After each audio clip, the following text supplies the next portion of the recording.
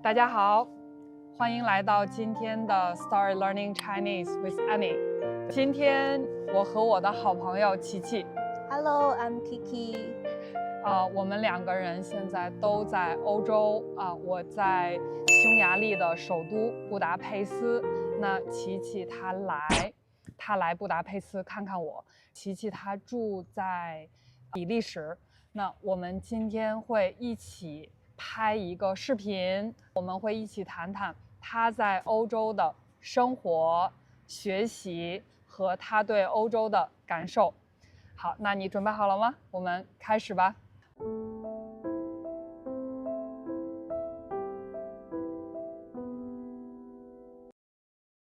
好的，那我的第一个问题就是你来欧洲多长时间了？住在哪一个城市？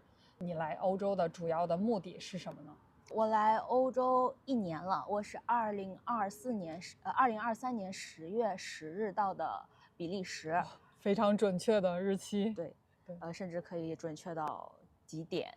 是早上7点左右的飞机到达比利时布鲁塞尔机场。我是在鲁汶生活、学习。鲁汶是一个就是布鲁塞尔附近的城市，对吗？对，鲁汶离布鲁塞尔的距离大概是23分钟的火车，而且非常频繁的火车。那你大概多长时间会去一次布鲁塞尔？我每周大概会去3到4次的布鲁塞尔，因为我要在那边上我的芭蕾课，所以我有兴趣爱好。好，那你那个来比利时最主要的这个原因是什么呢？我来这里读博士，学位，这个专业是化学工程专业，所以我来这里的主要目的是学习。我在 KU 鲁汶，也就是鲁汶大学学习，现在是刚刚结束我的博一生活。好的，那你会在这个大学学习多长时间？因为是博士，所以保守估计应该是4年，也有可能是3年半，或者是这取决于我的研究进展。对，大概是4年左右很漫长的时间。还有很长的时间要住在欧洲。是的，至少3年吧。那我的第二个问题就是你在比利时已经住了1年了，开始了大学的生活是1年。那你这1年的这个日常的生活、学习的生活是怎么样的？你能不能习惯或者适应在这儿的生活的节奏或者学习的节奏呢？其实这是一个很好的问题。相对来说，我现在可以适应这里的节奏了，但是只是一定程度上。这里的学习节奏呢，就是它是固定化的，比较固定化的规模。我在每天有一样的时间。对，像我的专业是化学工程专业，那我需要每天至少早9到晚6的时间是在办公室工作的，一部分是在实验室，一部分是在办公室读文献，所以他们是一直连续的。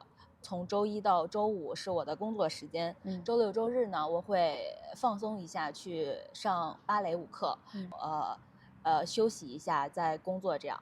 所以我的学习节奏可以说是非常的单一，大部分是一致的。有固定的时间，是每天早上9点开始，到下午的6点结束。虽然偶尔也会有一些旅行，休息一下，去旅行一下。对，这取决于我的状态。那我有一个问题，比如像你，就是有没有这一段时间会特别的忙，这一段时间会比较轻松一些？有这样的情况吗？我刚好就要说到这个问题。像我的博士是有一个固定的 milestone 的，里程碑。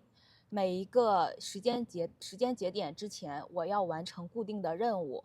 比如说，我在博士开始9个月之后，我要完成我的开题答辩，我才能继续攻读我的博士学位。如果我没有通过，那我还要进行我的第2次答辩，甚至会被要求一些惩罚。所以呢，每个时间节点，比如说1年、2年、3年、4年，我都有这样的固定的答辩时间。所以它是非常固定的一个培养模式。所以你在答辩以前是会更忙一些。结束以对的对的后可能会比较轻松一些。像我刚才说的，我每天有固定的工作时间，但嗯，是在答辩以前的1个月左右，我会甚至会没日没夜的。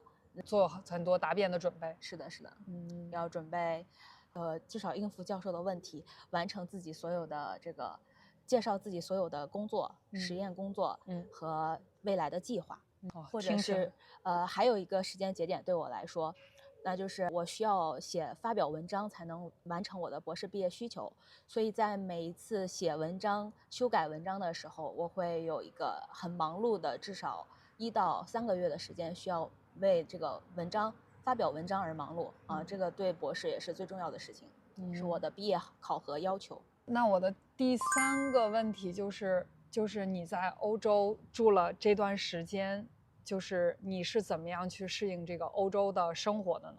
比如像你觉得欧洲的天气、交朋友或者这个饮食方面，你觉得有什么样的感觉？生活方面，我很感恩我有一个自己的非常专一的爱好，就是芭蕾舞。所以呢，我在我的这个爱好上面投入了很多的时间。所以这也是我来欧洲还没有那么枯燥的原因之一。我也很快的通过我的爱好以及我的工作，相对来说融入了欧洲的生活。有一个爱好的话，就是你在任何的地方可以通过这个爱好去认识新的朋友，去适应这个新的地方。但是实际上，不管是我的工作还是我的爱好，都对我来说有很大的挑战。一方面是语言的问题，像我生活在比利时，它这个区域是以荷语、法语还有英语和德语4种语言。第一个是荷兰语，对吗？荷兰语。鲁文大学的区域，在鲁文这个城市里是以荷语为主的，所以那里的人讲荷语。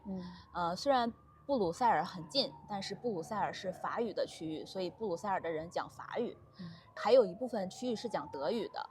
英语是作为大学生的基本沟通语言，所以像我这个年纪的人都会讲英语。所以这4种语言是共同存在于比利时这个国家的。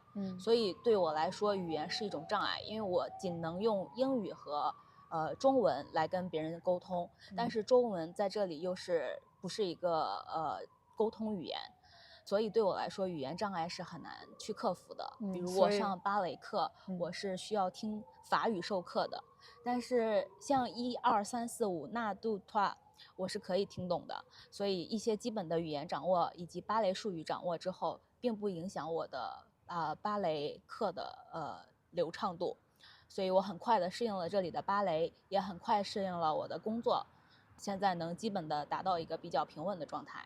所以你的生活中大部分使用的应该是用英语去跟所有的人交流，大部分的人交流。对对，是的。但是我现在也开始了法语课，所以我希望我的芭蕾课能够更加的顺畅，也能在芭蕾课上和我一起上课的小伙伴们沟通。我觉得其实语言是一个比较重要的一个工具，对，跟别的人，特别是你到了一个新的环境，可以就是用一个新的语言当地的语言去跟别的人沟通，这个是比较重要的。是的，是的，它对我来说，是我想去融入这个文化，去了解这个人的一个非常重要的一个工具。如果我没有这个工具的话，我会失去很多快乐。所以我想用这个工具来更加丰富我的生活。在饮食方面呢，我也有一些，说实话，这么久了依然不是很适应这里的饮食。毕竟你们知道中国的饮食是中国味那么的丰富，所以来这里我还不是很适合你们的白人饭，对我来说还是一种挑战。但是从某种程度上来讲，这里的饮食非常的健康。中国需要更多的调料，会有一些不健康的成分在，这也是它好吃的原因之一。我会怎么说，在西餐和中餐之间达到一个平衡。你在布鲁塞尔或者在比利时，你最常吃的菜是什么？我不知道你们是否了解比利时的饮食文化。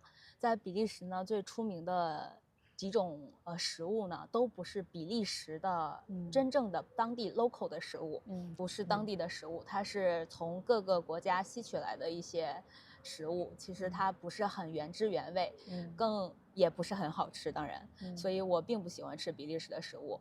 那我通常食堂里做的就是。有一个比较原汁原味，他们自称为是比利时的特色食物的是炸薯条。这里有些人可能就不同意这种说法了，炸薯条可能不属于比利时。但是这个食堂里经常提供的食物呢，就是炸薯条啊，各种各样的酱汁和这个鸡肉或者各种肉配合在一起。冷三明治。我一定要强调冷这个字，因为中国人很喜欢热的食物哈。对，是的，一般都是吃热的菜，对。所以我很讨厌比利时的饮食。 OK， 我会自己在家做一些饭，自己在家做的话经常就是火锅。但是对于一个爱跳芭蕾舞的人来说，不会在饮食上吃特别多，所以我也不是经常开火，也不会经常吃饭。你在欧洲，在比利时住了1年，这段期间，你有没有去过其他的这个国家去旅行？因为这个欧洲都是可能很多国家是很近的，会比较方便。你有没有去过其他的国家旅行？你最喜欢哪一个国家呢？我想每一个来欧洲的人都会，来欧洲的外国人，尤其是中国人，都会在欧洲的各种地方去旅行。来欧洲读书或者工作并不是他们唯一的目的，他们并不想在一个地方去待很久。所以我当然去过很多地方。对，就是很容易的，就是去另外的国家，对吗？对，也可以看看不同的文化、不同的地方。是的，说实话，这里的文化在经过旅游几个国家之后，会觉得有很多的相似之处。这样说可能不太合适，但是像中国的很多个省之间，他们的文化也是很相似的，所以经常有一种错觉，感觉欧洲的很多国家是在一个就是欧盟的这样的一个范围内的。对，是有很多相似的地方。像我的旅游经历呢，我刚来大概2个月左右，我就去了这个瑞士一整个国家的很多个城市去旅游。我们是自驾在瑞士旅游的，自己开车旅行，自驾。我相信很多欧洲朋友出去旅游也会选择自驾的这样的一种方式，因为路上的美景其实是比很多的景点更加的美丽的。景点有的时候并不是最好的那一个，你旅途中最好的那个回忆。所以说我们在瑞士旅游期间经历的非常好，因为我刚好是在圣诞节期间去旅游的，也就是我们这边新的一年的开始，所以我看了烟花。跳了滑翔伞，经历了很多特别有意思的事情。在半年之后，也就是我通过我的9个月答辩之后，我去了这个意大利一整个国家旅游。在旅途的结束，又去了希腊爱琴海的附近度了一个小小的假期。所以也去了一些国家，感受了不同的文化。像瑞士呢，留给我最大的印象是它的风景非常非常的美，这个我同意，人生的风景了。对，在我的记忆里是数一数二，在这个世界上数一数二的风景胜地。就是雪山，还有绿地，还有湖，都同时容纳在你的眼睛里面，你会有很不一样的感受。大自然的鬼斧神工。对，像意大利呢，那里留给我最大的印象应该是它的文化艺术的气息。就是在路上的雕塑，在博物馆里的雕塑，像这个博物馆里面琳琅满目的雕塑，至少在我有生之年从未看过如此多的雕塑在同一间展厅里面展现在你眼前，所以会让我感受到，就是我们的国家可能缺乏了一段文艺复兴的那么的时光，在艺术上仍有提高的空间。对，艺术方面非常的有特点，非常的明显，对吗？非常突出的文化。所以这是意大利的风格，比如说它的音乐，小提琴，路上到处演绎的小提琴，还有这个琳琅满目的这个雕塑作品，还有它的建筑风格，都是很多学艺术相关专业的人的圣地。如果这个人学艺术相关的专业，却没有来到意大利去体验一次，那我会觉得是他人生中的遗憾。很有意思的。所以目前对我来说呢，我还没有一个肯定的答案，说哪里是欧洲的是我最喜欢的城市。我也想把这个答案一直 open 到可能是我离开人世的那一刻哈，就是对，还有很长的时间可以对去想一想哪一个国家是你最喜欢的、最适合你的。我觉得这是一个很开放的问题啊。对，而且你还要在欧洲很多年，对吗？对，我并不觉得哪里会成为我一生中最爱的地方，因为我最爱的不一定是地方。感谢你今天的采访，感谢你给我们大家介绍这么多有意思的，就是从一个中国人的角度去看这个欧洲的生活，然后也很高兴你可以给我们大家介绍你的生活和你的感觉，对，让我们了解更多的这个不同的文化和不同的这个地方的区别。是的，我也很感激有这次机会能表达我的感受。当然，我也很喜欢看你们表达你们在中国的感受，我会关注很多外国博主哦。好，那如果你有什么想问琪琪，然后你有什么想法，也请你们在评论里边给我们留言。对，好，那我很高兴今天琪琪可以跟我一起做这个视频，那我也很高兴你喜欢我们今天的这个视频和他的故事。好，如果你喜欢这个频道，请你点赞并且订阅这个频道。我是安妮，拜拜。好，再见，再见。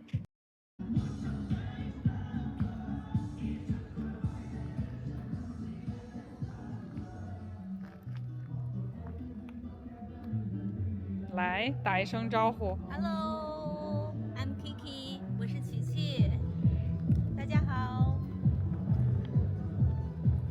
这个后边就是多瑙河，多瑙河。所以现在我和琪琪，我们在这个匈牙利的首都布达佩斯。